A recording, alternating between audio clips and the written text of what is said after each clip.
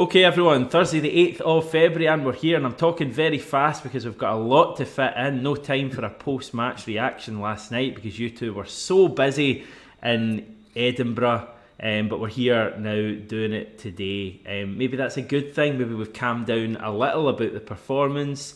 Maybe it's given us a wee bit of time to evaluate things away from the heat of battle. How was your night last night, lads? I guess I don't know if people care about this, but from a professional point of view, great, Celtic got a late goal, but from a professional point of view, it's a bit of a struggle sometimes when these goals go in and you're kind of in the zone, aren't you? Yeah, I was doing the player ratings last night, and apologies, by the way, for not doing a post-match reaction, guys. It just wasn't feasible given the time when the press conference was finished and the fact we had to get a train back to where we were coming from. Yeah, it's good that we've had like the night to sleep over it and then talk about the game in the morning, because I think there's plenty to talk about. But yeah, writing about it professionally, doing the player ratings last night, I didn't have to change that much because the performance was largely the same, even though Celtic got that late goal, the late penalty and a late goal. I think the only change I had to make was changing Adam Ida's 7 out of 10 to a 9 out of 10, given his 2 penalties. Thought he deserved that slight upgrade in score.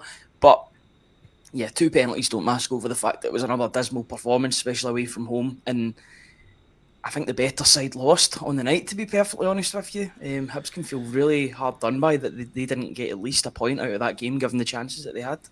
I was on the orange juice there, rip it up and start again. Celtic's, Brendan Rodgers, Celtic, Easter Road curse continued last night. Oh, God.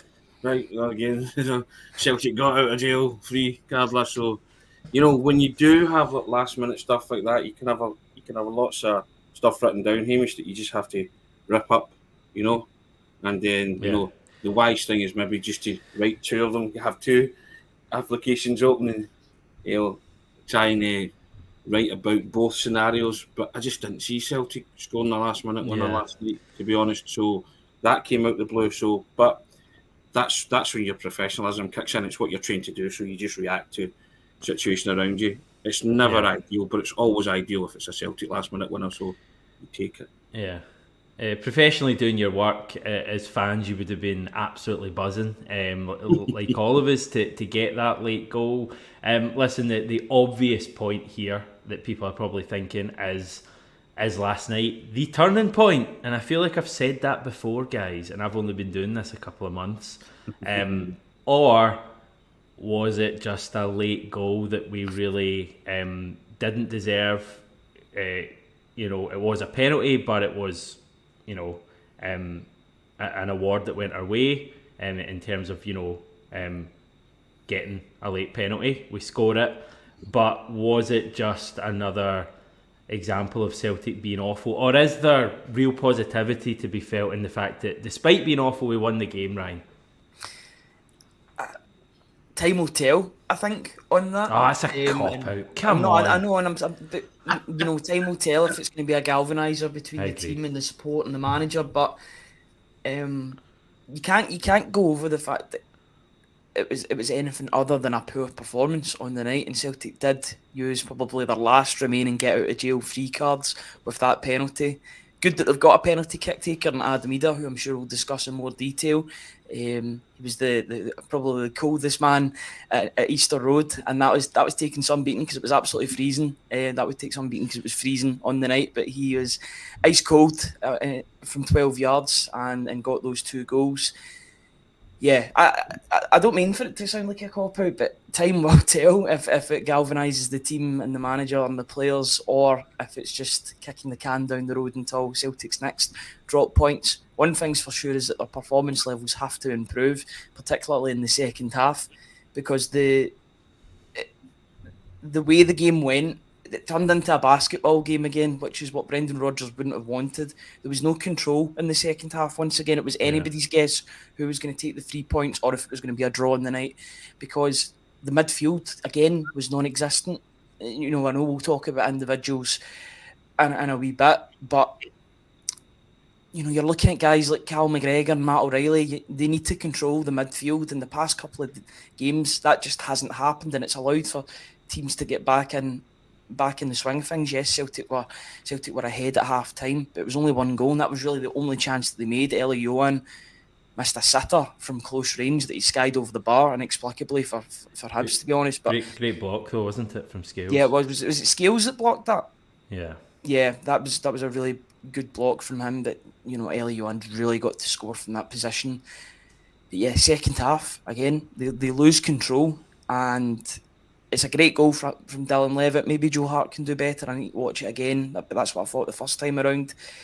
But yeah, a win's a win, but it does not mask over the fact that Celtic are not playing well at the moment, and they did the bare minimum last night, which was get a win. It was a must win. Anything other, and you know, crisis talk would have been happening. But they got the win.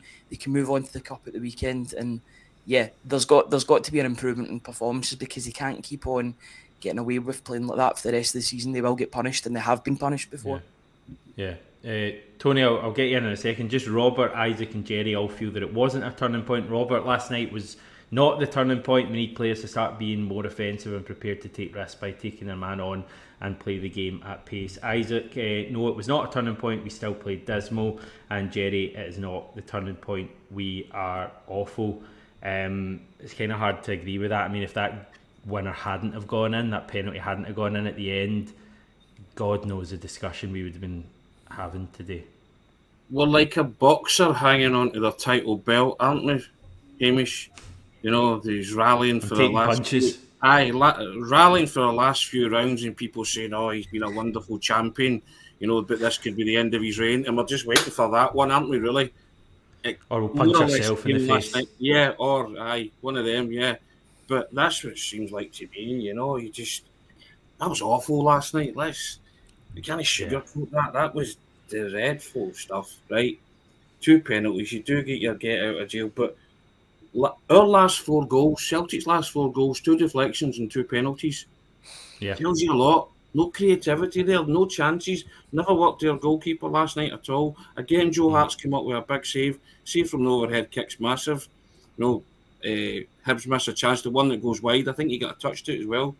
I think if I'm right, the goal I thought he could have done a bit better, but you say to me, I've only seen it played back once, but you said it came through a ruck of players, so maybe unsighted, got down a bit late.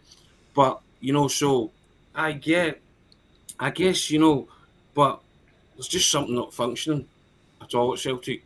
There's no spark, no creativity, and people talking about a turning point. It has to be a turning point, but how many times again have you said that? It has to be better. But, you know, just now, as I say, you're just waiting on someone to land the knockout blow to your title hopes, really. And if they don't get to grips quickly, it's coming. You can see it. It's been signposted. It's just the same things we see in these away games. Like, we start well, and when I'm talking about starting, I'm talking 90 seconds. Like, we play well. Hibs barely had a touch in the first couple of minutes of that match. We started with that, moving the ball about quickly, probing from side to side, and I'm thinking, okay. But then I'm also thinking in the back of my mind, we've seen this before. We've done that a lot, especially in home games this season. And then we just kind of, if we don't get that really early goal, or even if we do get that early goal like we did last night, the team doesn't have that ability after they go ahead to go for their opponent's throats. They kind of retreat, and it's almost as if they just kind of let the game pass them by. And you know that we're not strong enough defensively at the moment to keep clean sheets. We're just not. And you knew that Hibs goal was coming. And the minute that Hibs equaliser went in, listen, we can talk about Joe Hart. I think it's a good strike, and you need to point that out. Mm-hmm. After that, as Ryan says, we just lost all control of that game. All bets were off. Hibs looked the more dangerous. I mean, the amount of really good chances Hibs had. That one at the back post from Miller, is it Lewis Miller? He's got to score that. I'm so glad he didn't, but that is an absolute sitter. And I was kind of reading through the forums and Twitter or X as the game was going on, and nobody felt we were going to get a winner. It was just utter deflation. People were saying, there was a number of comments and tweets I saw saying, like, this has to be the end of Rodgers. Whether it would have been or not, I certainly don't think so. But that's how dark things got last night and how dark things are at the moment. And the fact that we got that late winner is great. I'm delighted. I'm praying that's a goal we look back on as being a major moment. But I've got to be honest, guys, I've got real doubts. I've got real doubts that I don't think it's a goal like last night and a win like last night that is going to save this team. I just think the issues are just seem so deep at the moment. Like, here's a question for you. Name me a Celtic player right now who's playing well. Not brilliant, well. There's not a single player. Genuinely. I honestly cannot name, apart from Adam Ida, but that's 2 games. He's came Even in. then, I mean, he did well last night to score, but like he did miss a few chances as well, to be fair. There was an absolute sitter he missed that Kyogo then missed the follow-up from. But not one player in the squad, mate, genuinely playing well. I mean, O'Reilly's had a great season, but he's not been good the last few weeks. Bernardo, McGregor. I wrote last night that he's burned out completely. It looks as if O'Reilly's running on empty, or he's running about, but I can't really tell you what O'Reilly's doing at the moment in this Celtic team. I've watched him for 180 minutes there, both at Pittodrie and at Easter Road. I couldn't tell you one bit of good play that he's done, apart from hitting the post at the end against Aberdeen and that draw. I don't know what he's doing at the moment. I thought Bernardo played better than him, and again, Bernardo was hooked before there was even a thought of O'Reilly coming off the pitch. It seems as if he's a bit indestructible at the moment, regardless of what he does. He stays on the pitch for the full 90. I know he's got magic in those boots and he's shown it this season, but at the moment he's not firing on any cylinders rather than all cylinders, and it's just not working out for him since this return from the winter break. It's almost as if that winter break has killed his momentum rather than giving him the break that he needed, because he's been playing basically every minute for Celtic. It's as if it's knocked him off his stride, and he needs to get back on that stride, because he can be the difference between Celtic winning and losing a game with his contributions. I think this team would be a whole lot better if Matt O'Reilly was playing to his full potential, but he's not the only one. There's other players. Cal McGregor, he's been up and down this season. He's not the only one. No, I know. After the first half, take your pick. I know, and I'm trying not to be too harsh on them because they won last night, but at the same time, you've got to be realistic, and last night was just not a great performance whatsoever. There's a player that I was going to mention. Yeah, I thought after the first half, I thought Stephen Welsh was going to be man of the match. I thought he was absolutely tremendous for 45 minutes, and then, much like Nawrowski at Aberdeen, the self-destruct gene suddenly came into play, and he had a bit of a nightmare until he came off. He hobbled off with a bit of an injury. I thought he was decent in the first 45 minutes, but with individual performances and performances as a whole since the winter break, or since the resumption of the league, there's not really any players that you can talk about saying that are in good form at the moment. They seem to be just getting by, and even then, they dropped points in their last game, apart from Hibs at Aberdeen. So, yeah, there's too many players that are playing within themselves, but I'd say some are worse than others. What was Brendan Rodgers' mood, Tony? Oh, sorry, whatever. If you're basing it on recent form, Joe Hart been a few people saying that. Better performer, saved the one against Bucky Thistle. One thing to do, he saved it. He saved a couple of great stops against Aberdeen, and then last night. So, yeah, I agree with you. You are struggling to name names, but I will give Joe Hart credit where it's due, because he takes a lot of stick. Yeah. When needed. So, yeah.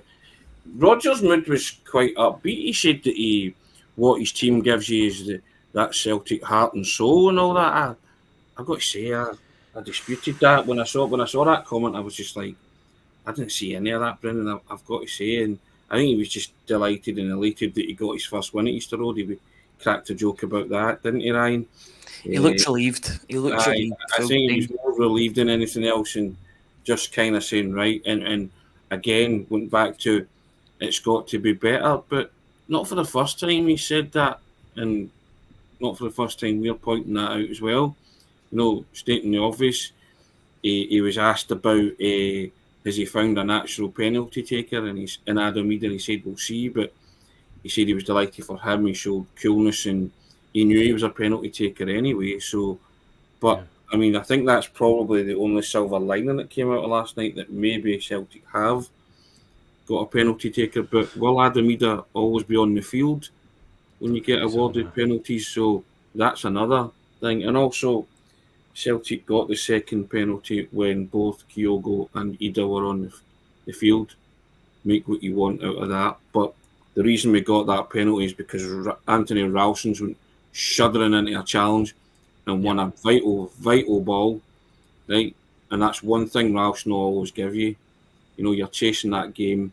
Ryan put up a clip last night. It was the Tony Ralston moment, you know, with Ida scoring a penalty. But Celtic won that penalty because Ralston wins that challenge and gives the ball to Kyogo. And then what happens next? So there are certain things that you can look at and think, okay, but I just thought it was dreadful last night. And Ryan was doing the man-by-man markings, and I kept looking to see what he was going to say about Kuhn.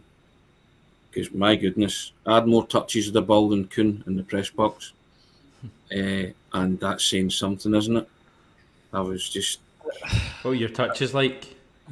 Good. I was Good, decent. So I think if somebody was rating me, they would say the big man's got no bad touch for a guy that wears Gregory Peck's. You know what I mean? So, so I think it would be somewhere like that. You know. But, see, if you're talking about Nicholas Kuhn, and if he was a youth player coming into the starting lineup, you'd say he needs a loan move because he looks too lightweight for the Scottish game, which is a tad concerning considering Celtic have paid $3 million for him. I just thought Jordan Obita had the beating of him the whole game, just due to his physicality. Decent player, him. Mm-hmm. Yeah, very, very good operator, an experienced operator. Not very fast, but strong enough to sort of jockey Kuhn whenever Kuhn got the ball. I just thought he was absolutely non-existent last night, and he couldn't have been taken off the park quick enough because he did nothing. Everything that he did on Saturday, he looked hungry for the ball, trying to make things happen. It just deserted him last night. He didn't really want the ball. He didn't have the beating of his marker, and then went into hiding. We were speaking about that. You can't have players going into hiding. You know, show for it constantly. If it's not happening, fine. But keep wanting the ball. But Kuhn just went into hiding, and he was easily Celtic's most ineffective player. And on you go. Sorry, Hamish. It's early days, isn't it? And we all point that out, but I agree. I agree. You know, he wasn't involved in the game at all, and it's very hard at the moment when we've got all of this chat about a recruitment, and you see a signing, you know, playing like that last night, albeit he's just in the door. It's very hard to shake the feeling of, have we signed another player here who might be out the door in 6 months or not fancied by Rodgers for whatever reason. Guys, God knows what we do about our wingers at the moment, because we can talk about another one. Robert making the point, wingers were awful last night. Most are suited to a counter-attacking team, not one who dominates possession like we do. We just need someone who can drop a shoulder and put in a good cross. Alan bringing up Liel Abada. Abada was awful when he came on, really poor. He should have been booked for persistent fouling after 5 minutes. You're shaking your head trying... It's not a witch hunt. We can call it as we see it. Abada was extremely poor, and there's been a lot of chat online about his happiness and all of that stuff. But even just on the pitch, mate, he just Yeah, I'm not going to talk about anything political. It's not the space for it whatsoever. I'm talking about what Liel Abada is doing on the pitch, and it's less than nothing. It's actually hurting the team what Abada is doing when he's on the pitch and when he's off the pitch when the game is over. You know, walking straight up the tunnel is never a real good look. I can understand why he's doing it, but the optics of him doing that and not celebrating with the fans, being the only player, it'd be fine if there was 4 or 5 players who went up the park that maybe don't want to do that. You know, maybe there'd be a bit of a rift, but if there's players that don't want to do that, they just want to go into the dressing room, that's fine. The fact that there's only one player doing that, and it's Abada, couple that with the fact that his performances have been dreadful since coming back from injury and coming back from the winter break. If he's been and Brendan Rodgers has said that he's happy at the club and he wants to continue at Celtic. He's not shown that when he's playing on the pitch. He's shown a guy that looked as if a player that looks as if he wanted to leave in January. If that was the case and that was his actual feelings, then I don't know why that wasn't facilitated, because it seems to be it's hurting the team when he's coming on the pitch because he's not contributing whatsoever in a positive way.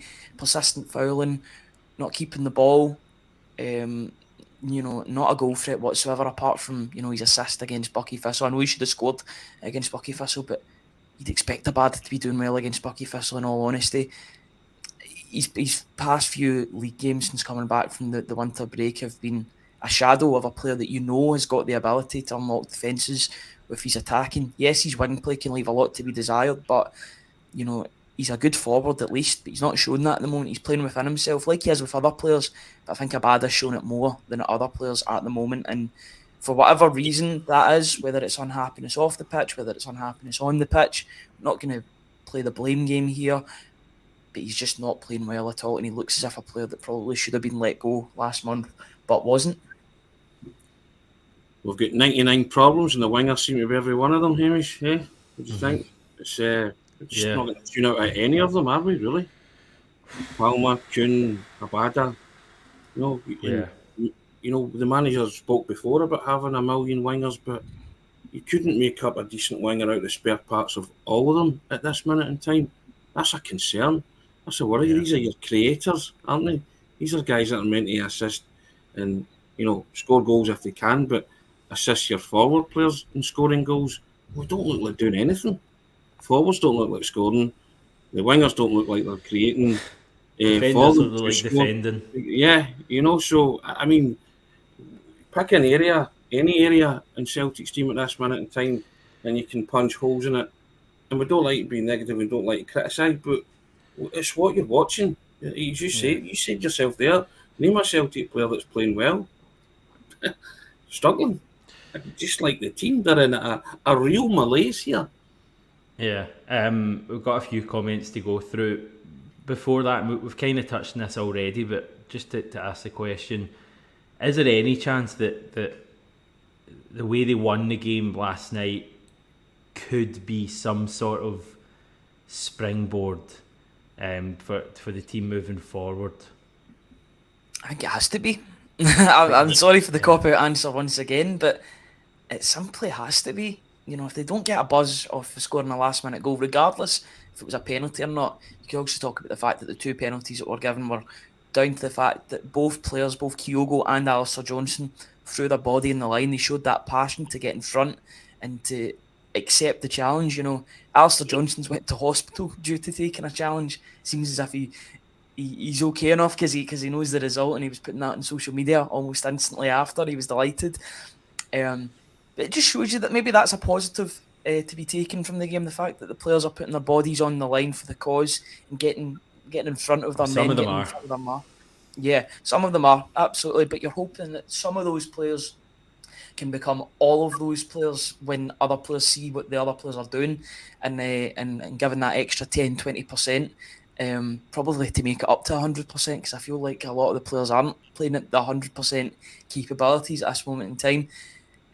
You're hoping that this can be a springboard onto better things, that we'll potentially see a response, a further response, or a building on that result at St Mirren Park on Sunday. But you just don't know with this team at the moment. I was talking about the roller coaster season of going up and down this full season, and it still seems to be the case despite a last minute victory. You don't know what Celtic you're going to get. It's very, very Jekyll and Hyde at the moment.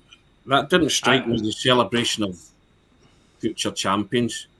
That struck me as a celebration of relief, Strange. and they got away with one. And they Strange celebrations. It was just that, contrast that with the celebrations when Ralston did score at Dingwall. That was euphoria and joy and a team on the rampage, hunting down, and being the hunter. This is a team you feel are going to be hunted down eventually and overhauled. And even moments like this, you would think, you would turn and say, yep, that's it. That's the moment. That's the spark. That's what they need.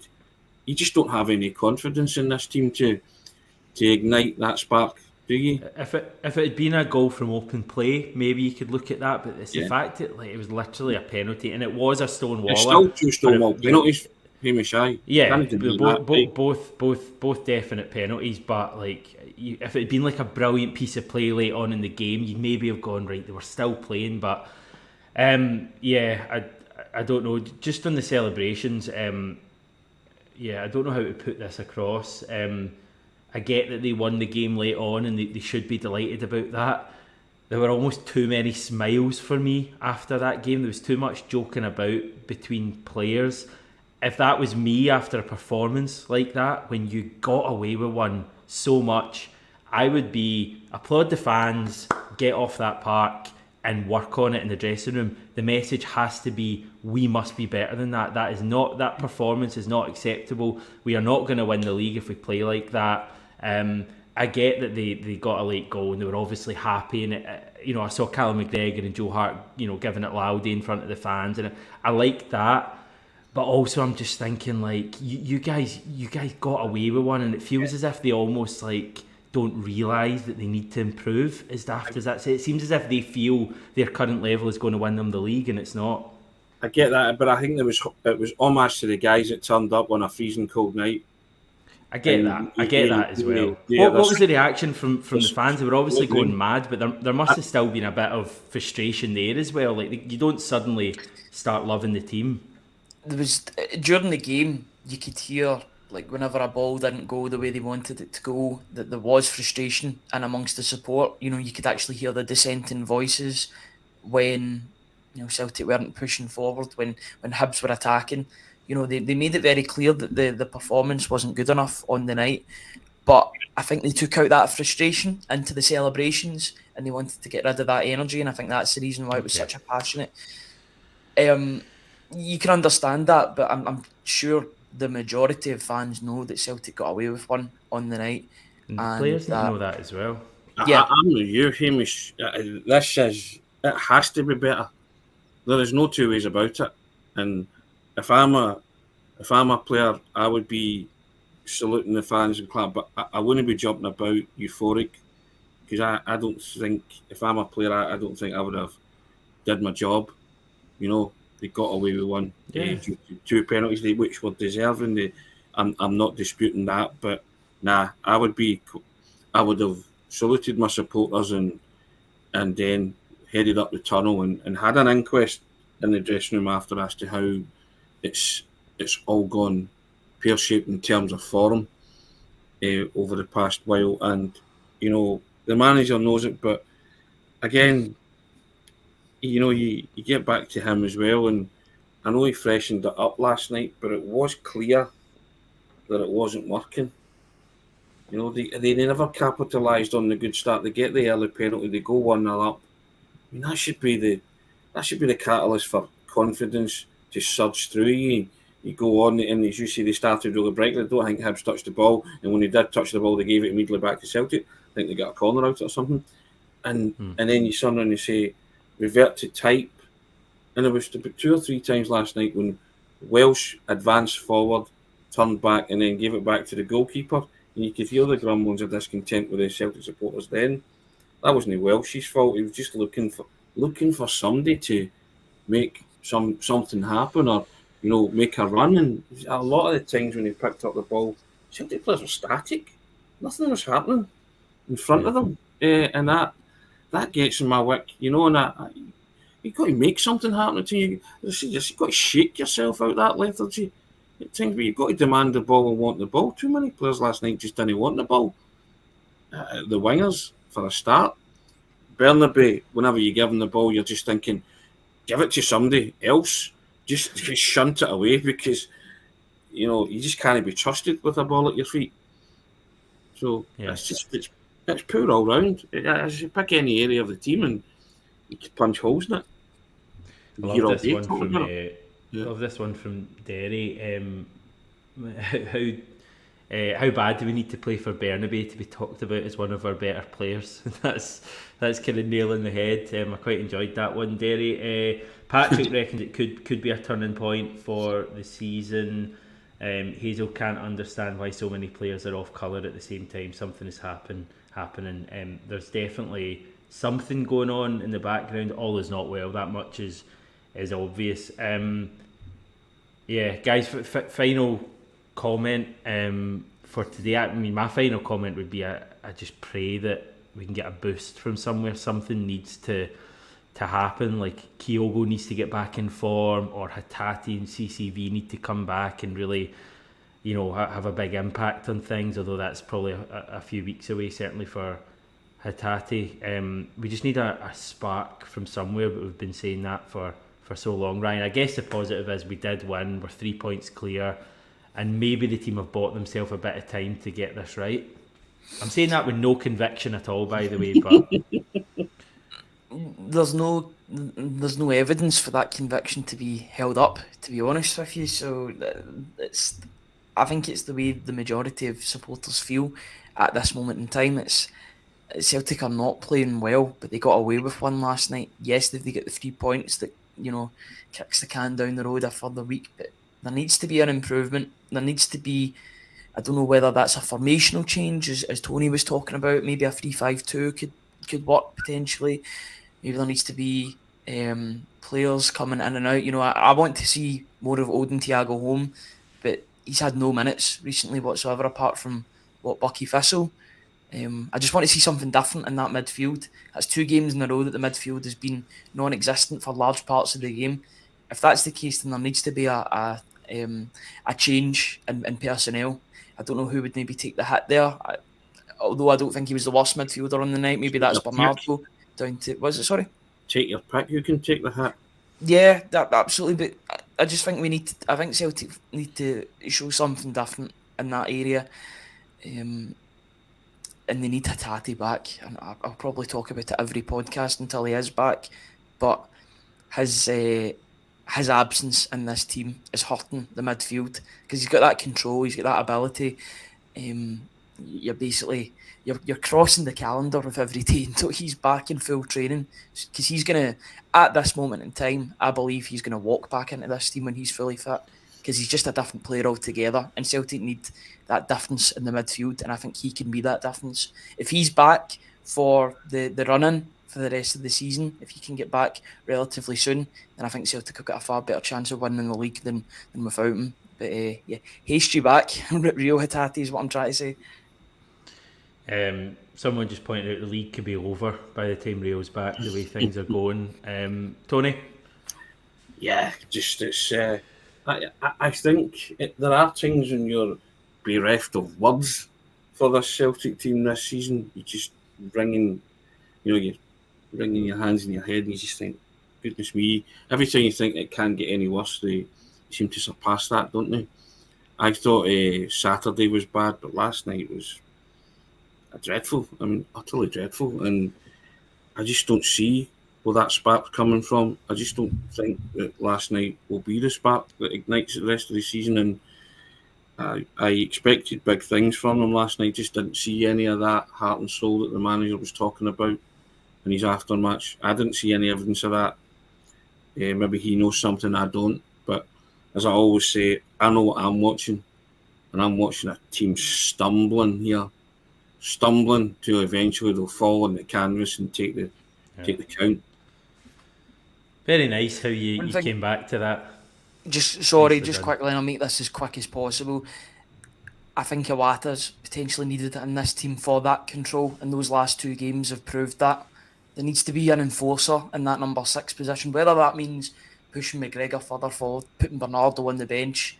If you need to play McGregor, play him further forward. But what's been happening in Europe recently seems to now be happening in the Premiership, and I think you might need that enforcer, that number 6 in there, just to solidify things from defence to attack, or whenever Celtic are getting hit on a counter by the opposition. But I think there needs to be a bit of grit and steel in that midfield.